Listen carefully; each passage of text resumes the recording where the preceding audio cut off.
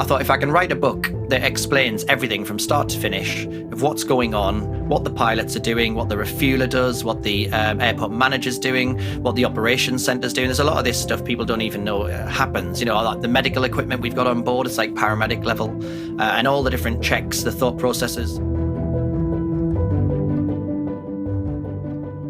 Welcome to a new episode of Most Memorable Journeys. Another fascinating guest today. All my guests are fascinating, but I like this one quite a bit because I had a couple of pilots. I think I had one pilot so far, but I've wanted a younger pilot. Adamos Marneros was a fantastic man, but he was already, he's not flying anymore. So this time it's actually somebody who is in the middle of his flying career. He is a duty director of Virgin Atlantic's Operation Control Center, and he's a commercial pilot flying on an Airbus A330, a long-haul pilot. But he's a lot more than that. I noticed him because he's also a fear of flying coach and an author. And he has a military career, 18 years in the Royal Air Force. We'll talk about all that. Let's start. Welcome to Most Memorable Journeys, Simon Belmont. Hey, Elizabeth, I've been looking forward to this. What an introduction. I hope I live up to it. I hope so too. I listened to the podcast with Captain Maneros a couple of days ago. What a fascinating guy. He was superb to listen to. So yeah, I'm looking forward to it.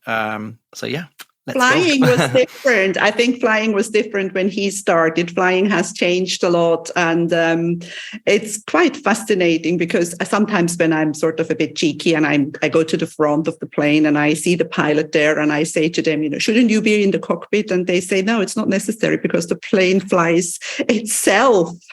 Yeah, we often fly with three pilots, so you will often see one of the pilots kicking around the cabin on their break. And because we fly long haul for Virgin, who I fly with, we're flying 11 hours with an 8-hour time difference, with only sometimes one night if it's a quick turnaround, mostly 2 nights there for rest. And you are it is a lot on the body clock and fatigue wise. So for safety, we have 3 pilots, and it allows us to get about 3 hours each rest. We've got two beds for the pilots, and I think there's about 8 beds for the cabin crew down the back as well. So you can get rest just so no one's fatigued at the other end when you might have to land in fog or whatever. So yeah, you'll see pilots kicking around the cabin, and they're quite open to questions and chatting. It's quite nice to meet the customers and the passengers. I've always wondered a little bit about that sleeping and that resting period. Can you sleep on command? Can you learn? Like now you have 3 hours and you have to go and sleep, or is it more just resting? Everyone's different, really. It depends what you've been up to, how you handle time differences. Some people, their method of dealing with it is to stay on local time, like UK. So if you go to New York and back, you'll find that some people will actually go to bed when it would be bedtime in the UK, and then they'll force themselves up.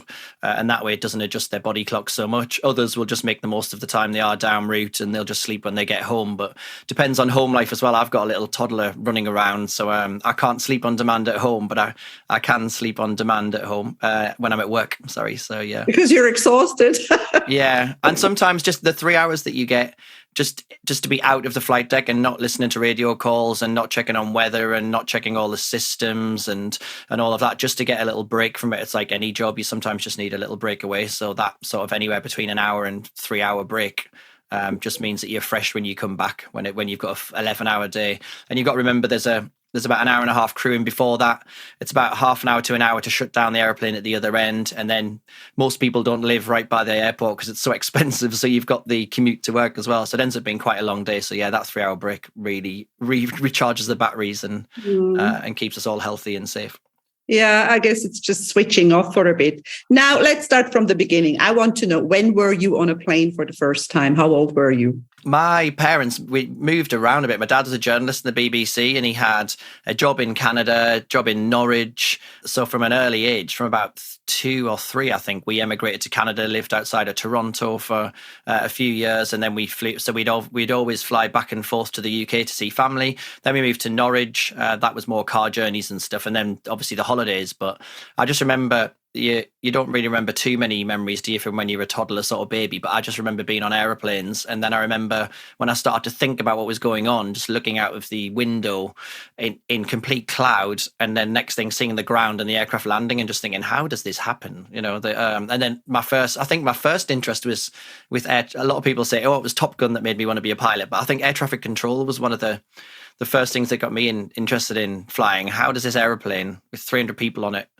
land, when they don't see the runway till 200 feet above the ground? So it was sort of air traffic initially that got me interested. And then it was a granddad who took me to a flying museum in the northeast of England quite often, just for a day out, because he'd worked on Rolls-Royce engines when he was in his sort of 20s and 30s. So he had a love for aviation as well. So yeah, that sort of really sparked it. And then obviously Top Gun for everybody, I think, makes everyone want to be a pilot at some point when they watch it. I actually saw Top Gun on a flight to New York. It was, I don't know, I think it was Balair was an airline that doesn't exist anymore, but it was in their in-flight entertainment program, and I saw it there. Yeah, fascinating. Yeah. So you became a military pilot. You trained with the RAF, right? Yeah, I had an interesting career sort of route, really. As I say, I wanted to be a pilot all in the back of my mind. But then when I started to get to sort of teens, I was thinking about being a dentist, because I just thought a pilot was like, being a movie star or something. It was out of reach, and it was too much money to train. You needed, £80,000 to do it. And I knew that we didn't have that sort of money. So yeah, I went for dentistry, and then my A-level grades sort of defined that I wasn't going to become a dentist.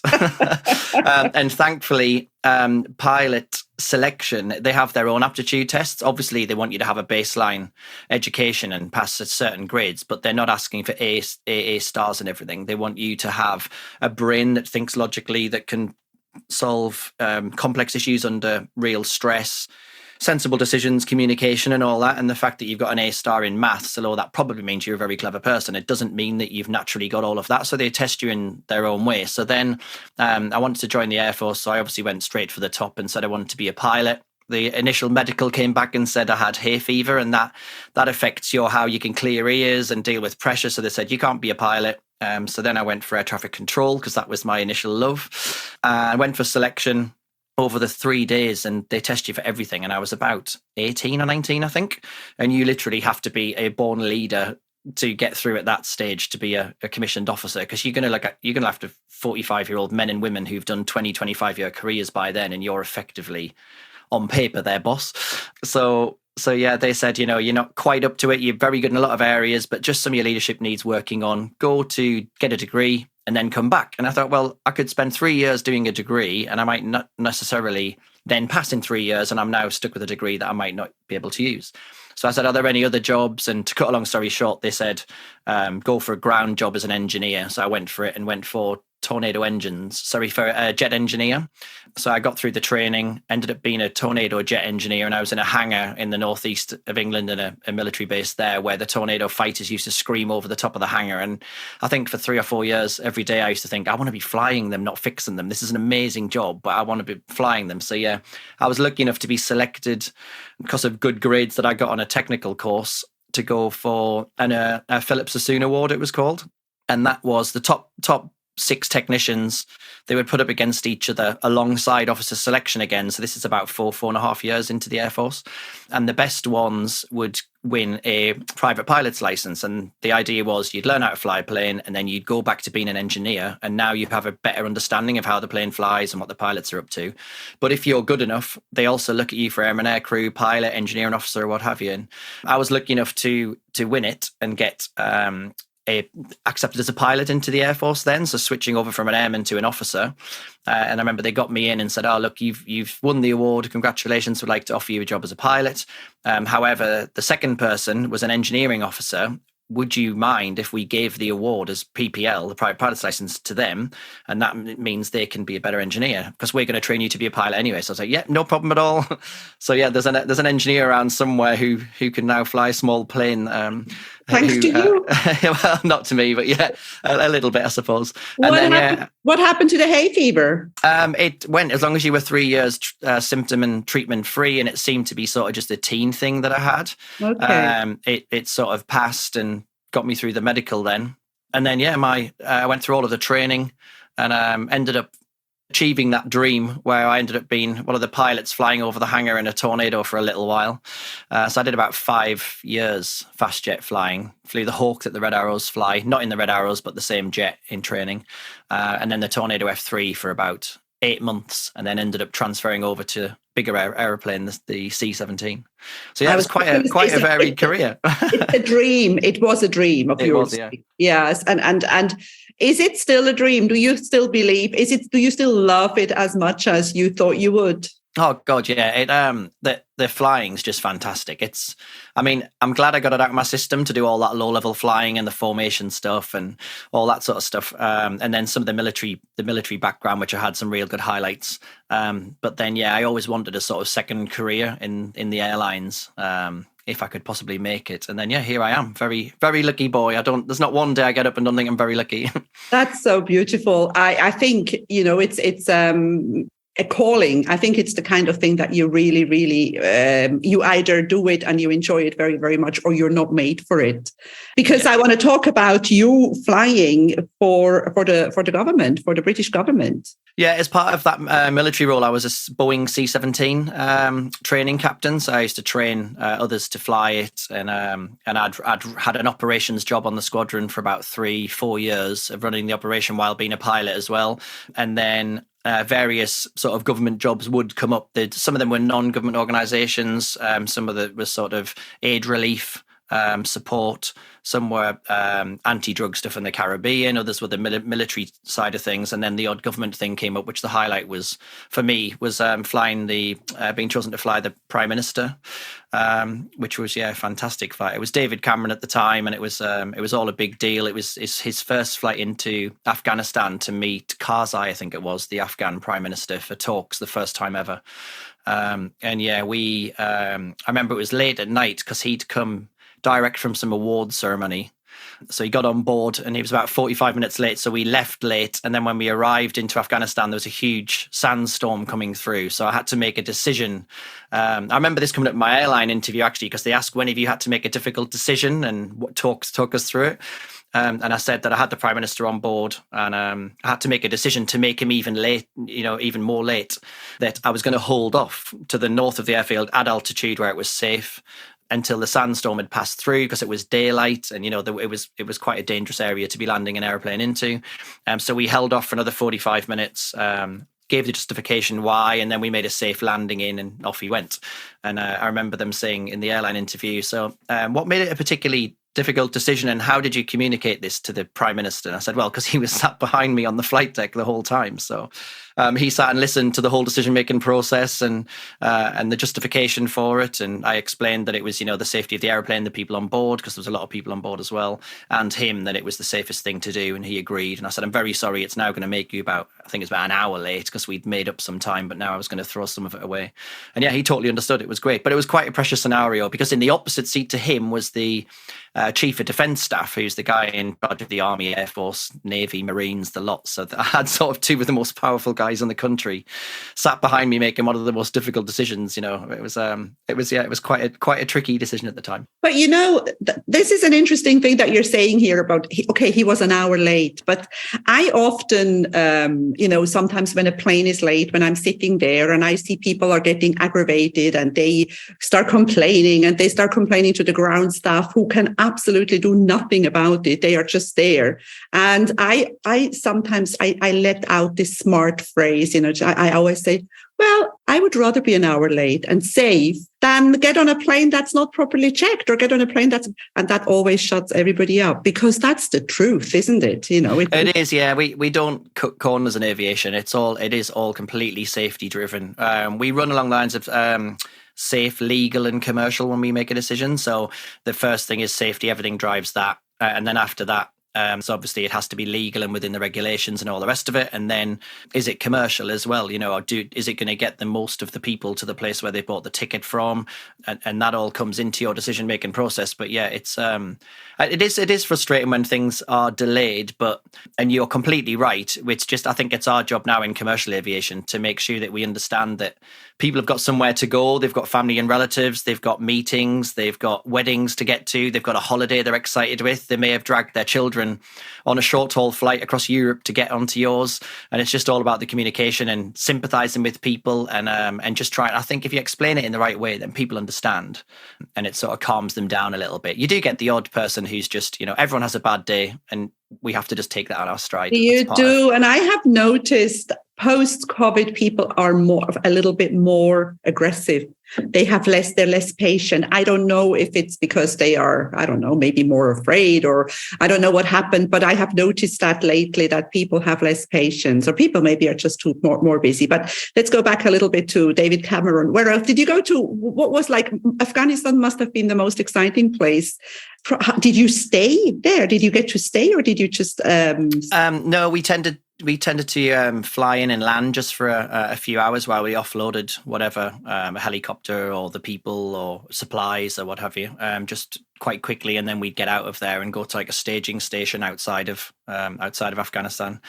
So no, we didn't really stay there, but it is a fantastically beautiful place, and I've read a couple of the books on it, the Kite Runner, and I think and I actually did a tour. Suns, and it was quite a place for in the 60s and 70s for people to travel to, wasn't it? Beautiful. I did a tour. We had a trekking and incentives and trekking department at Kuonia, and I did one tour in North Pakistan and Afghanistan. Absolutely beautiful. It is. It's beautiful, and the people are very friendly. The ones that you meet, and it's a real beautiful country. So how did you transit from the military to becoming a commercial pilot? When did you have enough of the government? What happened? So you fly under sort of a military license, which doesn't allow you to fly commercial airplanes. So you fly around the world, all these great big 4-engine Boeing airplanes, equivalent of like a jumbo jet, but you don't actually hold a license to then leave outside. So you do have to go through all that again. So although you're qualified in everything, you still just need the bit of paper from the Civil Aviation Authority. So you end up having to do 14 exams. So that's quite intense. And then there's the whole interview selection. So luckily I had a few friends who'd gone to the major airlines already, and they'd sort of recommended me and put me forward. But then you still have the selection process.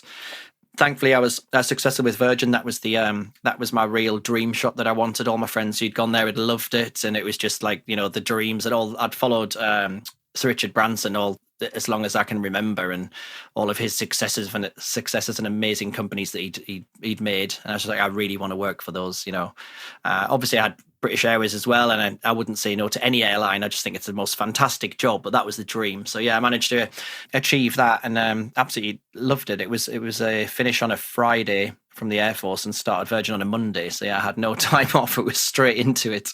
Then I never looked back since. That was 8 years ago. So yeah, it's flown over. And that's flown over. So you got the job you wanted. Did you ever have Sir Richard Branson on board?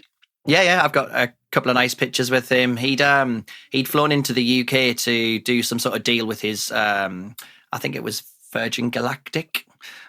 So yeah, they'd passed some sort of deal. I can't remember what the exact details were, but he was in real high spirits. So he was flying a party back to America. And I chatted to him, and he's great. He the stories that you hear, he gets on the PA and he talks to the passengers. And I remember hearing stories when I joined that he would answer the phone in the headquarters of Virgin when he first started it, and he'd be chatting to customers, and he's like that. He did a PA on board, and he stands at we had upper class bar at the time on the aeroplane, and he was standing talking to all the passengers. He speaks to the crew, takes the pictures. He came into the flight deck on the ground because even though it's his airline, he's not allowed in flight because just pilots are allowed now. But yeah, on the ground, he came on and he chatted to us, and we got pictures and stuff. Yeah, he's a great guy. So yeah, I think obviously I have no idea, but from you see people, and when you know people a little bit, you can usually see who is hands-on and grounded, or who is a little arrogant and doesn't want to have anything. So, what is your favorite flight? Where do you like to go most? I've had a little think about this. We only really fly to amazing destinations. We genuinely do. I flew to Lagos in the last few days, and that's a rammed flight. The people are so friendly and interesting. And when you're driving through Nigeria, they're just seeing the sights. It's amazing. The food's fantastic. So, but then we obviously get the Caribbean, we get the American destinations, the Far East, South Africa. There really isn't a bad destination.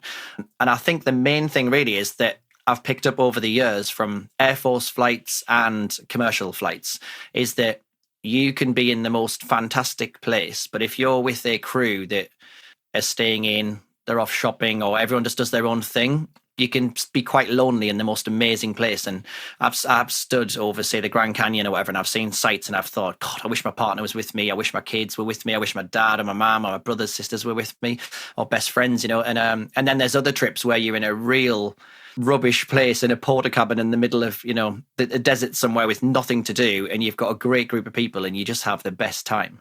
And I think, that sticks with me for every flight. Luckily, the airline I work for, most people have got great spirit and they want to do stuff. And there's always someone who's organised a sightseeing visit, a shopping trip, sports tickets. Somebody's got a boat. So let's go out on my friend's boat. Or there's just a million different things. So yeah, they're all fantastic in their own ways. And it also depends what mood you're in and how tired or what you've got going on in your life as well. Sometimes there's nothing better than just in the middle of Manhattan, just having a chill out day, go and get a bagel, quick walk around, and then relax in the room and watch some TV and sleep. It's, they're all different for different reasons. Yeah, and the good thing about your size aircraft is that crews are big, so there is always different kinds of people. It's not just a few, and you always probably find somebody who wants to do the same thing like you do. We have between about 300 and 400 passengers, depending on the fit of the aeroplane that I fly. So you can chat to the passengers. Some of the people I've spoken to are fantastically interesting. And then the crews as well. There's quite a lot of the cabin crew have got a lot going on with little side businesses or just jobs that they've done before. I've met people who've been in the CID of the police and they've retired, and for 5 or 6 years, they just want to join the airline as cabin crew and see the world with some young people. Other people who've got big, really successful side businesses and are quite wealthy, but again, they're doing it because they love it. And then the flight deck, the pilot, all the pilots that I fly with, again, they've got amazing backstories of helicopter oil rig flying. They've done crop dusting in Australia. They've done delivering medical supplies in Africa in little aircraft. There's anything and everything you can think. So every day you come to work, it's fascinating who you're going to meet, what connections you're going to make, who you're going to talk to, what you're going to talk about. I love it. The world. It's a little world on its own, isn't it? And it's a beautiful world. It's kind of a fantasy world. But I was just when you mentioned the Grand Canyon before, I was on a tour as well with Kuoni, and we were not allowed to say that we were on the tour the first time. We were supposed to be experienced, obviously. Yeah. But I was on a tour when I got to the Grand Canyon for the first time, and I walked to this rim, and I was just going to say, oh my God, I've never, yeah. But of course I had to say, it looks like that. So there are many, many fascinating places in this world where you really, where you're you're in Cyprus, aren't you? I'm in Cyprus. Yeah. I spent a couple of months there. It was brilliant. It was in the middle of flying, and the flying courses in the Air Force don't quite go from you finish one and start the next a few weeks later. There's sometimes big chunks, so you become a holding officer for a while to get experience. And I saw this coming at the end of each course, and I thought I can either get stuck somewhere, putting in chronological Air Force copies of the RAF news, or I can sort out a hold somewhere decent. I got in touch with someone at Episcopi in Cyprus at the airbase there and said, look, any chance, I've got a hold coming up of at least 2 months. Can I come out? And I got a place at Episcopi. So it was someone at Akrotiri who'd put me in touch with someone at Episcopi. And I just worked up there in the ops centre for a couple of months. But I lived in a flat in Limassol. You had to live in the officers' mess. But my boss said, you don't want to live up here. It's a beautiful place. It's on the side of a mountain, but you want to be down in Limassol where, everyone's out and partying every night.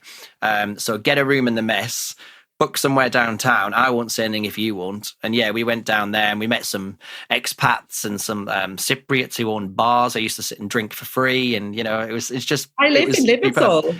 It's a very interesting, diverse place. When was that? Which year was that? That was that will have been about 2003, something like that, I think. Have you been back since then? No. You have to come back because Limassol has turned into Dubai, little Dubai. They've started building all these high rises. It's really, really fascinating how Limassol has changed. There was always a lot of money there, wasn't there? From there's all sorts of money here. Yeah, there's all sorts from everywhere. I don't. My favourite memory from Cyprus was the food, the meze, the meat and fish meze. Yes, Oh my God. Yes. Yeah, I love living in Cyprus. I've been living here for many, many years. I came here as a tour guide. I met my husband here. My husband is Cypriot. Okay. Yeah. No, it's a So, great, and my lovely place. kids grew up here. It's a beautiful place to bring up children because it's small and safe. And Yeah. So another thing that I want to touch, and that is an important thing, you are a fear of flying coach, and you're writing a book. You haven't finished it, or have you? Is it No, it's almost towards the end of the first draft. The idea with it was that I was going to do 2 books. So I was going to do one book that educates everyone from a pilot's point of view of the things that passengers do that don't help themselves, how pilots are trained, how aircraft are built from the ground up, all in very, I think what I hope I'm good at is taking extremely complex situations and scenarios and making them really simple, easy to understand, and comparing them to everyday experiences so people can understand them very simply. So I've tried to do that because I believe that a lot of people who are scared of flying are just anxious. They aren't scared of flying, but they don't understand what's going on. And I think that is a bit of a lack of communication from the airline industry or the travel industry as a whole. We sell tickets on board airlines, and we sell the dream of the business meeting at the other end, the holidays for visiting friends and family, or whatever sort of once in a lifetime holiday you want to go on. And we talk about getting to the airport and then you get off the aeroplane, but nothing really much in between. And then the first thing the cabin crew do is give you an emergency demo of what happens when you land on water and it catches fire. They tell you to leave your hand behind. That's my phrase that hurts me most. And I always think, would I really leave my handbag in that? Yeah. And it's a very alien environment, really, when you think about what people are used to. It's reasonably claustrophobic. They're a lot bigger now, but there's lots of different sounds, noises, feelings in the body of the thrust, the changing attitude. You've got no real visual references other than outside a little window.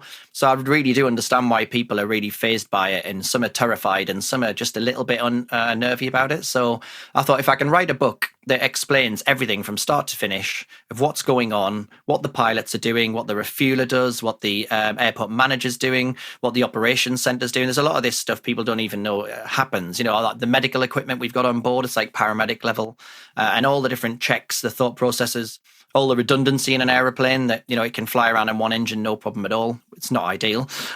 But, we fly in a very safe aircraft with lots of backup. And I believe that if we educate people, a lot of those people that are scared of flying won't actually be scared anymore. They'll still be the people who have a natural fight or flight, panic attack or anxiety, and it'll still help them a little bit as well. So I thought part 1, if I write that, and then part 2 would be coping mechanisms and the psychological side and all that sort of stuff that I could research. And then my brother said, when someone wrote the 4-hour work week, they didn't do part 1, the 2-hour work week, and then part 2, the second 2-hour work week, be the go-to book. So I was like, that's a really good idea. So yeah, it went from almost finished to, right, I have to write book 2 in book 1. So yeah, I'm about 50,000 words in with a little bit more to add to it. It keeps growing all the time because you never stop learning, do you? So I keep putting little top tips and snippets in. Yeah. So yeah, that's where it came from. And the coaching side comes from the fact that I was a training captain. So I've done lots of different training courses. So, I think I can qualify myself as a coach without going on an actual coaching qualification. It's because I actually do. I'm a hypnotherapist and I do fear of flying hypnosis. Okay. And I know that the people it's losing control. It's not being in control. And I never understood, because when you are sitting in a car as a passenger, you're also not in control. Okay, you can open the door and run outside, but it's not this. It's probably just a big thing because you can't do anything. No. And it's all relative. I quite often say to a lot of people who come and talk to me and ask me to talk them through, if you're triggered on an aeroplane to feel every little bump and rumble and noise. And I say, next time you're on a tram, a train, a boat, a car, a bus, you just concentrate on how much your body's being jolted, moved, the noises, and it's very similar to turbulence in an aeroplane. And then I explain, obviously, that turbulence isn't dangerous, how high you are, that you aren't at risk of hitting other airplanes, you're nowhere near. I think when we're at 40,000 feet, you can fly over the Himalayas and we're still 2 kilometers above the highest mountain. So, people think, if I drop 1,000 feet, it's terrible. That doesn't really happen in airplanes. We hardly move. It just feels like you're moving. But yeah, I try and make it all relative to to calm people down, give them some perspective, and hopefully they listen to those words. I get a lot of feedback from our social media channels saying, "Oh my God, I've listened to all of your videos, and I've got on a plane for the first time in 15 years." There's a lady in the east of Canada who was flying to Vancouver with her daughter. She hadn't visited her daughter for 5 years because she moved there for work, and she was saying it was the words of the video, and it's nothing new. There's a lot more qualified fear of flying coaches and experts than I am. I think it's just the simple way I've done it, and I've used social media and tried to really simplify things. And I think it's just luckily that I've spent a lot of time speaking to passengers who are nervous. Whenever the crew say we have a nervous passenger, I always go down and talk to them. And honestly, it's quite amazing how just a 5-minute chat, they'll say, "Oh my God, I've traveled for 15 years. I've been terrified of this noise or this sound, and you've just explained it to me in 5 minutes." And any pilot could. I would really, really recommend that any pilots listening to this do that whenever they get a nervous flyer, because a lot of them are quite easy to help and cure. I know. And I think, you're mentioning these noises, and there are a lot of weird noises when you are actually this, when they close the luggage compartment or whatever. I'm absolutely not afraid of flying, but I do hear these things. And I sometimes wonder, what on earth is this, or what is that? And there is something that you said now about speaking to the passengers. And there is something that I am missing on flights, because in the good old times when I was young and when I was a tour, when I was flying a lot, the pilot used to tell us where we are, and they would point out and say, on the right side, you can see the town or whatever.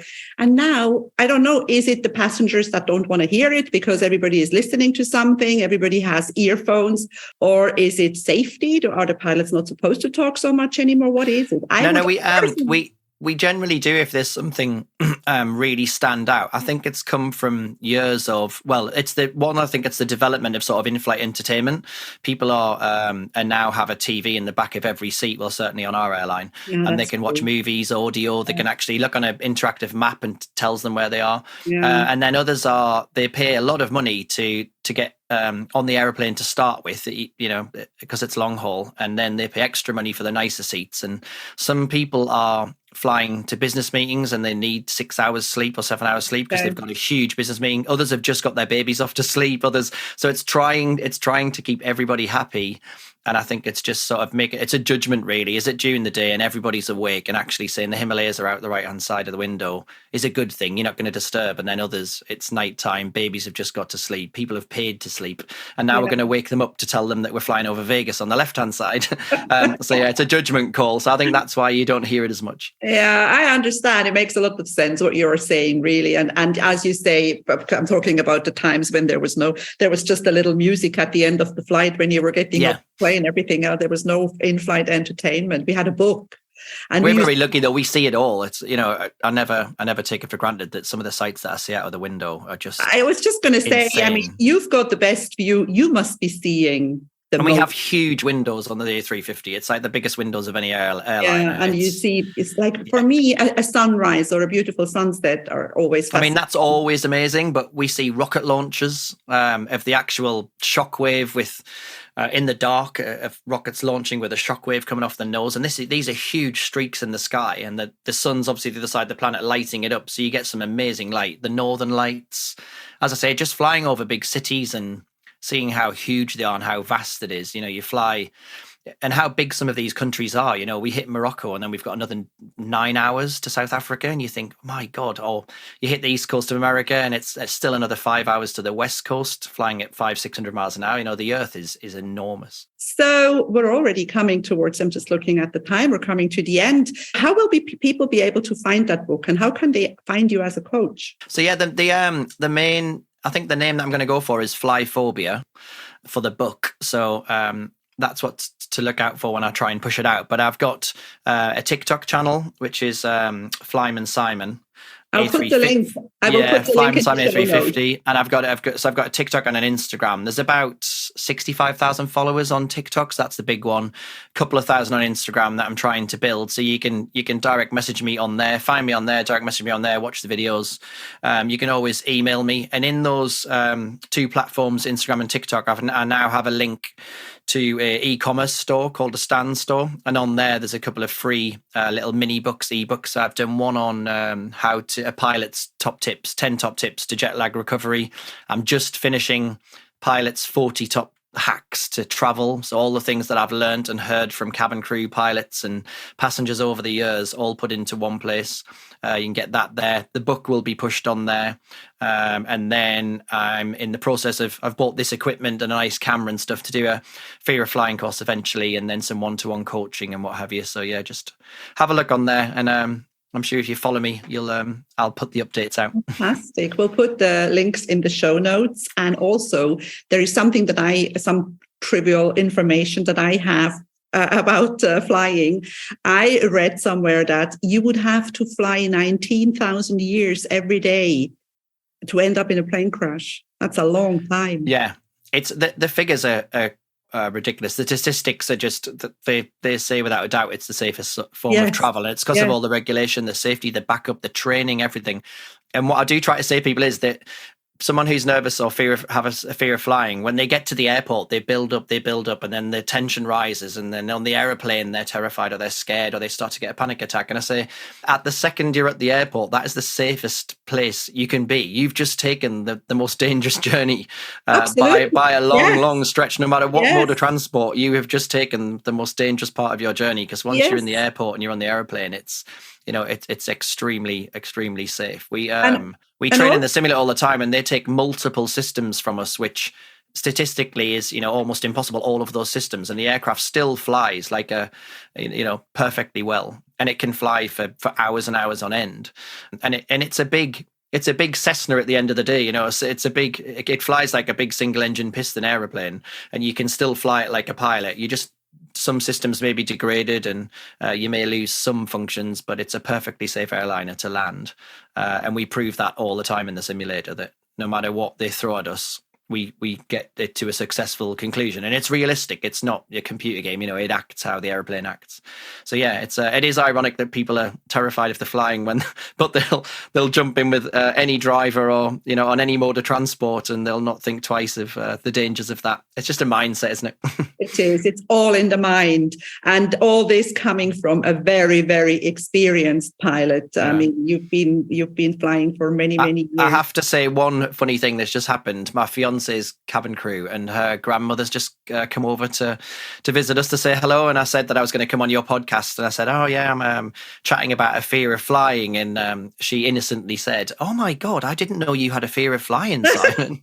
And I said, oh my God, that would be a terrible thing for a pilot to have, a fear of. I was like, that would be like a dentist having a fear of teeth. And then she realized what she said and was like, oh my God, I can't believe I said that. Don't say that on the podcast. I was like, here it is. Make her listen to it. You see, the good thing about podcasts is that they always stay there. It's not like they disappear somewhere in the back, and that's why mistakes recorded for life. Yes.